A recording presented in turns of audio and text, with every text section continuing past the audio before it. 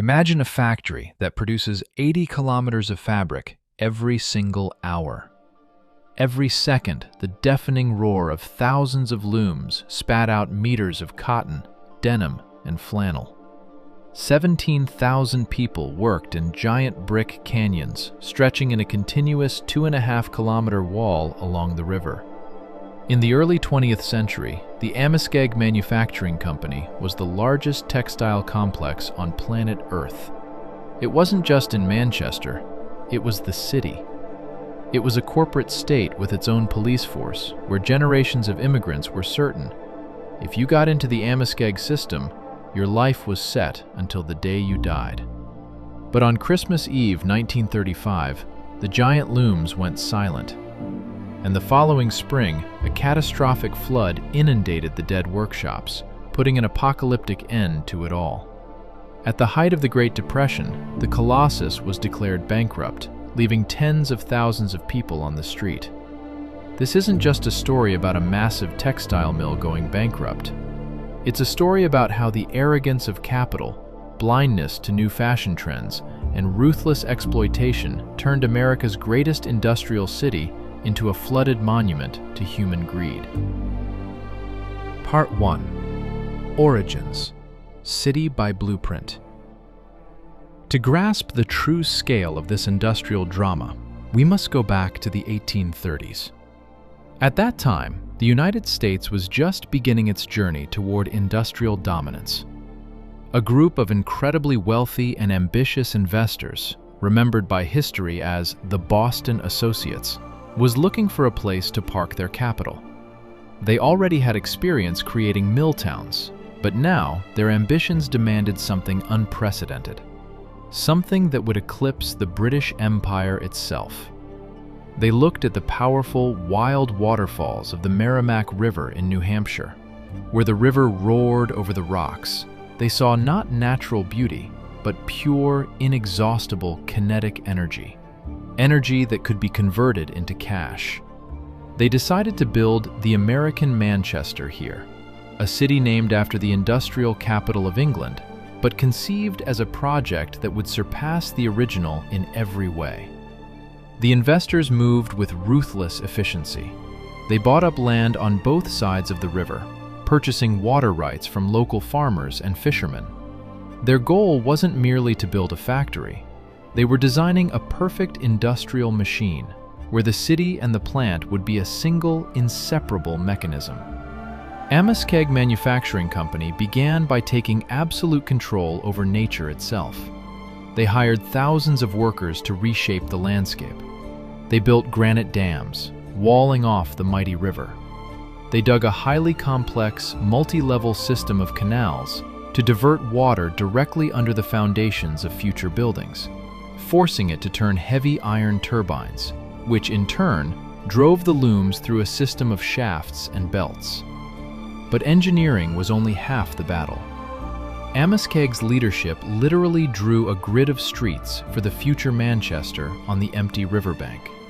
They owned every patch of dirt to the horizon. They sold building lots, but strictly dictated, down to the comma, what buildings could be erected, what kind of brick to use, how high they could be, where stores would be located, and where churches would stand. They built the housing for the first workers, the schools, the hospitals, and the fire stations themselves. It was absolute, all-encompassing paternalism, calculated down to the smallest detail. The Boston owners sincerely believed that strict architectural and social control over the workers' lives outside the factory would ensure perfect discipline inside the shops. They wanted to create a sterile, predictable society where a worker would think only of yarn and cotton. The first workers didn't just weave fabric. They physically erected a city of red brick, laying the foundations of their own golden cage. In their eyes, the company was an almighty deity, granting light, water, housing, and the very meaning of existence. Part 2. The Ascent, Army of Weavers. The true ascent of the Amoskeag Empire, transforming it from an ambitious project into an industrial leviathan, occurred thanks to the American Civil War. While the nation bled out on the fields of Gettysburg, the mills in Manchester worked to the bone.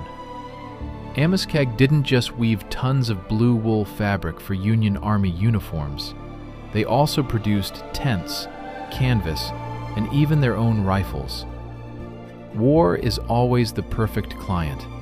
It doesn't haggle, and it takes everything. The company's capital skyrocketed. After the war, riding the wave of accumulated super profits, the factories grew by leaps and bounds. More and more red brick buildings rose along the canals. Millions of square feet of floor space filled with the latest looms of the era.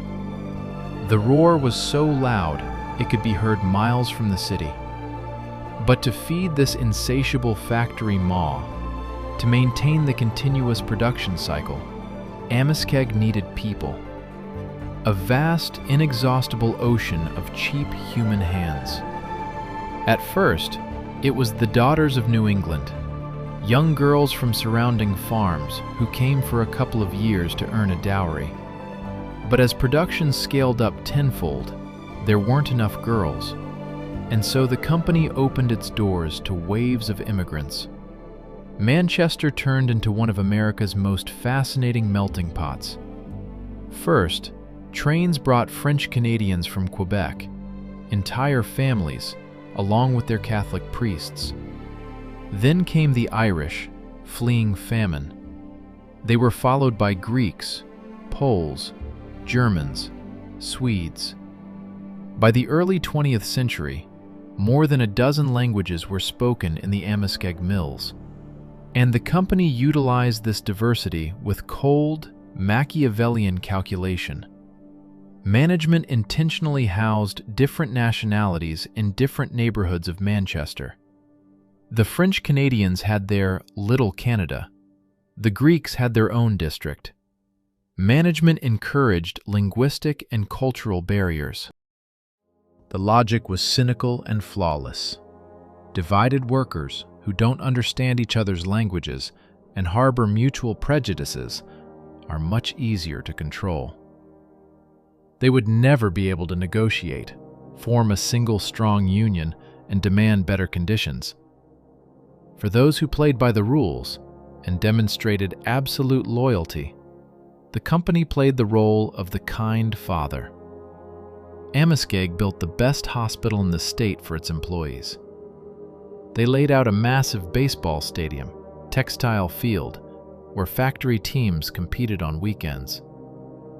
They allotted plots of land for gardens, built daycares for single mothers, and provided housing for those who worked hard. A powerful illusion of absolute security formed in the city. To the workers, deafened by the roar of the looms, breathing cotton dust for 10 hours a day, it seemed this system was eternal. They believed that as long as the Merrimack River carried its waters to the ocean, the red brick walls would stand, and the paycheck would be issued every Friday. It was a religion of stability, believed by every immigrant who crossed the threshold of the factory gate. Part 3. Greatness. Dressing the planet. The 1910s became the absolute untouchable zenith of Amoskeag's power.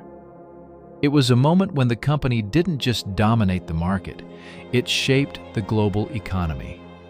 Imagine the scale: 17,000 people clocking in for a shift at the same time. They worked in 30 enormous buildings, stretched in a continuous brick wall along the river. It was a city within a city, a closed ecosystem. The company's own steam locomotives chugged through the complex's internal enclosed courtyards, transporting giant bales of raw cotton from the carding rooms to the spinning rooms, and from there to weaving and dyeing. Towering over this entire landscape were dozens of brick smokestacks, continuously spewing black smoke into the New Hampshire sky. The air in Manchester always tasted of machine oil and cotton dust. The company produced more than just fabric. It produced the gold standards of the industry. The famous Manchester gingham, a durable checkered fabric that made dresses for millions of American housewives. Heavy, impenetrable denim that made pants for miners, farmers, and railroad builders across the country. Soft, warm flannel that saved people from winter chills. Fabrics bearing the Amoskeag stamp shipped all over the world, from the markets of South America to the warehouses of Europe. Their strength lay in total control. Unlike smaller mills, Amoskeag controlled absolutely the entire production cycle under one roof. Raw cotton arriving in rail cars from southern plantations was cleaned, carded, spun into thread, woven, bleached, dyed, and packaged into rolls right here. This vertical integration made their production costs incredibly low, and their volumes fantastic. The company's profits during World War I were astronomical. Once again, as in the Civil War years, the state's military machine bought up absolutely everything the Manchester mills could produce. Soldiers in the trenches of Europe wore bandages and uniforms woven by the hands of French-Canadian women in New Hampshire. The company owners, sitting in their quiet, luxurious mahogany offices in Boston, bathed in unprecedented dividends. Money flowed like a river. But it was in this very moment of triumph that the foundation for future catastrophe was laid. The Boston shareholders, blinded by the numbers on their reports, made the classic, fatal mistake of complacency. They got used to easy money. Instead of investing these colossal wartime super profits into a radical modernization of production, into buying the newest, fully electric looms, they handed the money out to themselves as bonuses and dividends. Their logic was arrogant. Why change anything? Amoskeag's giant looms, many of which still ran on the old belt drive system powered by water turbines and steam engines, seemed eternal to them. They thought their sheer size, their monopoly, and their reputation would shield them from any winds of change. They believed in their own infallibility, failing to notice that the world beyond their brick canyon had begun to change rapidly. Part 4. Signals of Change, the South and Silk. In the 1920s, as the victory salutes faded and the era of the Roaring Twenties began, the world changed beyond recognition. But Amoskeag, locked within its brick walls and conservative Boston traditions, didn't notice. First, a fashion revolution occurred. Women, having won the right to vote and tasted freedom, permanently shed heavy, stifling Victorian dresses that took 10 yards of thick fabric to sew. Skirts rapidly shortened. Flappers appeared, girls dancing the Charleston in light, flowing outfits. And most importantly, coarse, practical cotton was replaced by artificial silk, the famous rayon. Rayon was cheap, shiny, sexy, and light. American women no longer wanted to wear checkered gingham from Manchester, which they associated with hard labor in the previous century. Demand for Amoskeag's heavy, classic fabrics crashed sharply, almost instantly. The company's giant warehouses began to fill with rolls of unwanted cotton that lay as dead weight. The second threat, even more lethal, came from within the country, from the South. The U.S. textile industry began a massive, relentless migration to states like North Carolina, South Carolina, and Georgia. The logic of capital was ruthless. Everything was cheaper in the South. Factories there were in close proximity to the cotton fields, reducing the costs of long-haul rail logistics to zero. Electricity from new hydroelectric dams in the Appalachians cost pennies. But the South's greatest resource was its labor force.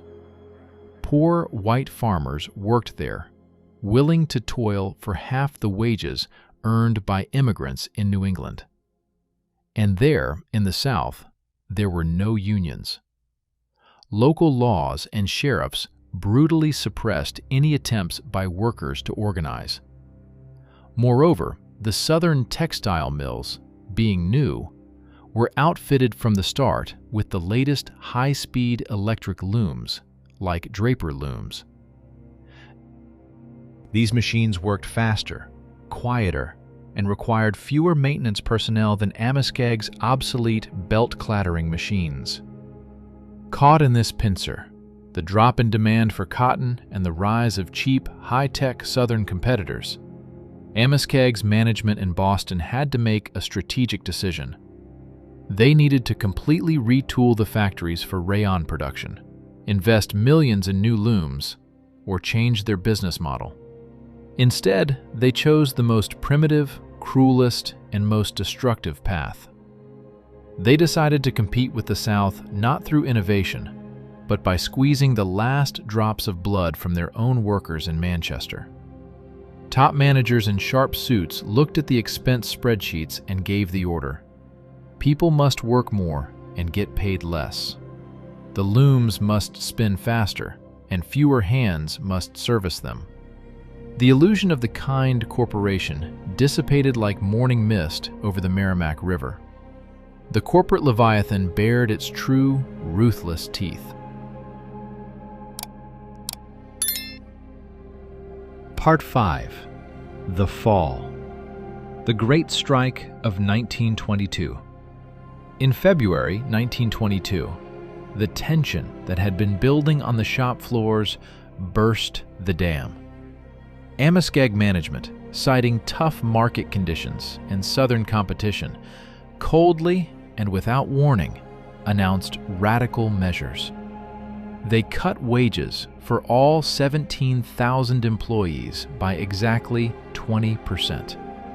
Simultaneously, they increased the work week from 48 to 54 hours. To the workers of Manchester, this wasn't just a pay cut. It was perceived as an act of existential betrayal. For decades, it had been drummed into their heads that Amoskeag was family, that their loyalty would be rewarded with stability. And now the kind father was taking bread off their table and working them to the bone. For the first time in the city's history, breaking down the carefully constructed linguistic and national barriers, the workers rose up en masse. French Canadians, Poles, Irish, and Greeks walked out the gates shoulder to shoulder. Thus began the Great Textile Strike of 1922. It paralyzed Manchester for 9 long, agonizing months. This wasn't just a labor dispute. It was a full-scale, brutal war of attrition. The giant looms in the brick canyons stopped.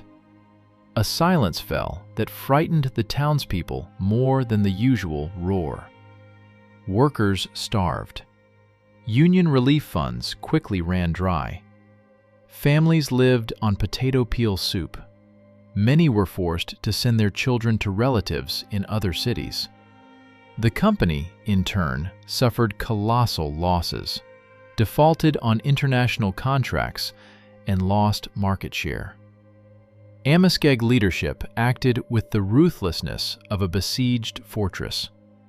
They brought in strikebreakers under the cover of night, hired private guards, often with criminal records, who beat picketers at the gates.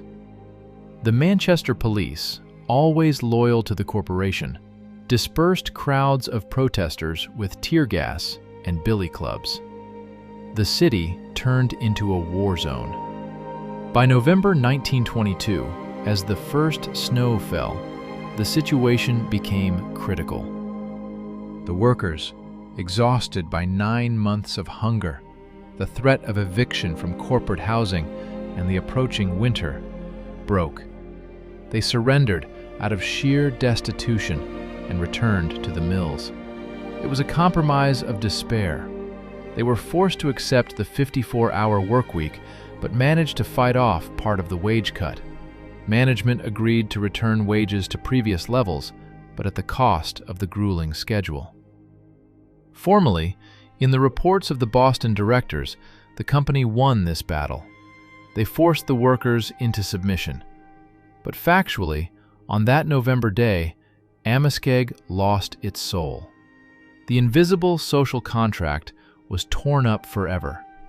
Trust was destroyed to its foundation.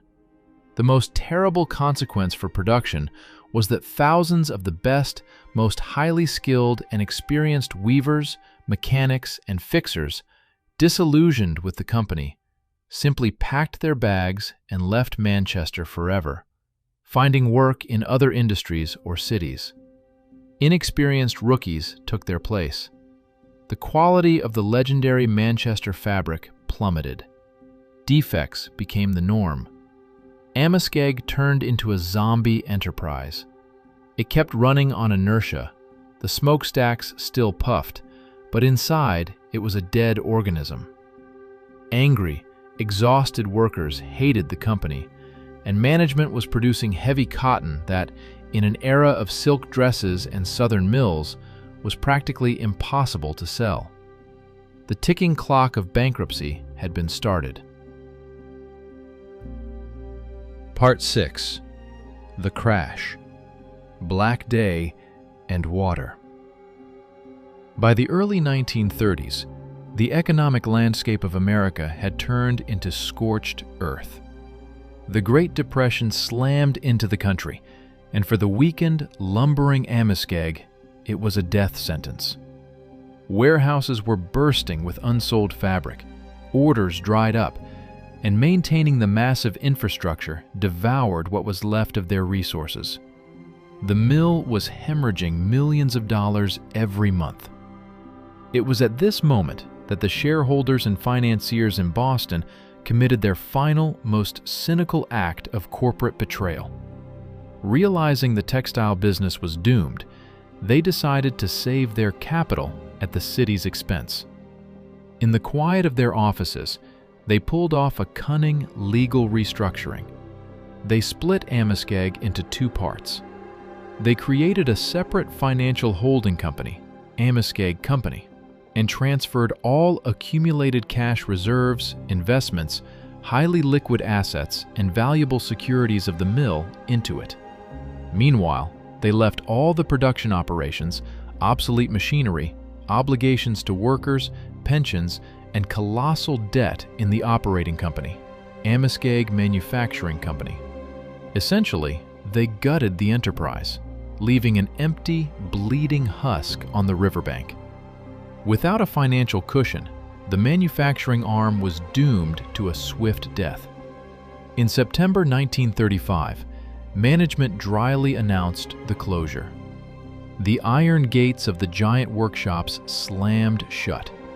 The silence that hung over the city was more terrifying than any roar.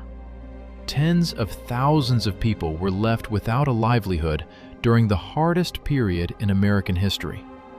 And in the spring of 1936, nature itself delivered the final mystical blow, as if wishing to wipe the memory of this place off the face of the earth.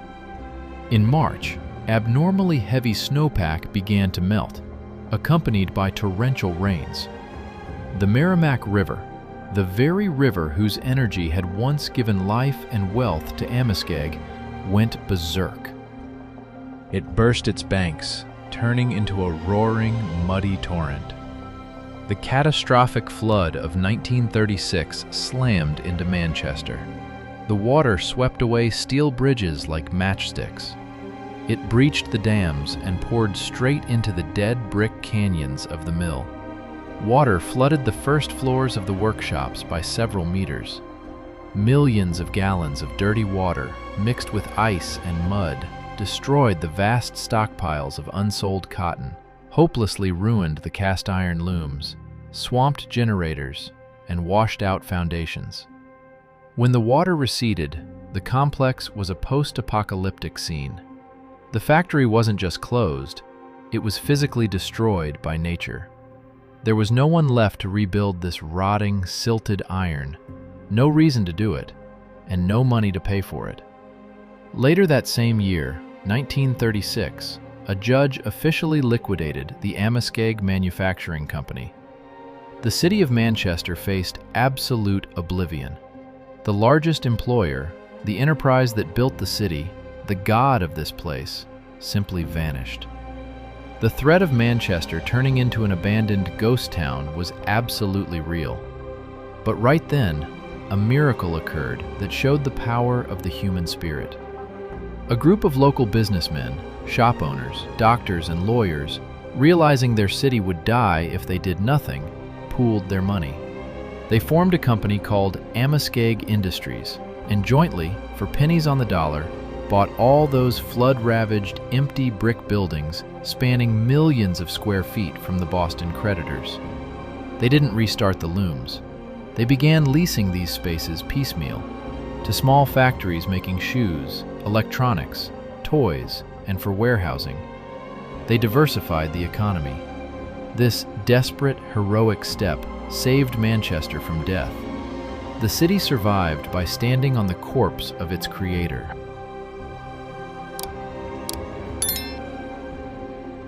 Part 7. Conclusion of the story. The story of the Amoskeag Manufacturing Company is a massive, frightening canvas illustrating the darkest sides of industrial capitalism.